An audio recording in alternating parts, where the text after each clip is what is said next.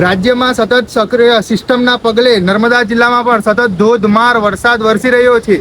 છેલ્લા 24 કલાકમાં જિલ્લામાં 158.33 મિલીમીટર વરસાદ નોંધાયો છે, જ્યારે ગળેશ્વર તાલુકામાં સૌથી વધુ 218 મિલીમીટર વરસાદ વરસ્યો છે। તેમજ સતત વરસી રહેલા વરસાદને કારણે રાજપીપળા સહિત જિલ્લાના અનેક નીચાણવાળા વિસ્તારોમાં પાણી ભરાવાની સ્થિતિ સર્જાઈ હતી। અનેક માર્ગો પર પાણી ફરી વળતા વાહન વ્યવહાર પ્રભાવિત બન્યો હતો, જ્યારે નદી નાળાઓમાં પાણીની આવક સતત વધી રહી છે। જિલ્લા વહીવટીતંત્ર દ્વારા સ્થિતિ પર સતત નજર રાખવામાં આવી રહી છે। નદી નાળા અને જળાશયોના જળસ્તરનું સતત મોનિટરિંગ કરવામાં આવી રહ્યું છે। નાગરિકોને બિનજરૂરી બહાર ન નીકળવા, નદી નાળાઓ અને પાણી ભરાયેલા માર્ગોથી દૂર રહેવા તેમજ વહીવટીતંત્ર દ્વારા જાહેર કરવામાં આવતી સૂચનાઓનું પાલન કરવાની અપીલ કરવામાં આવી છે।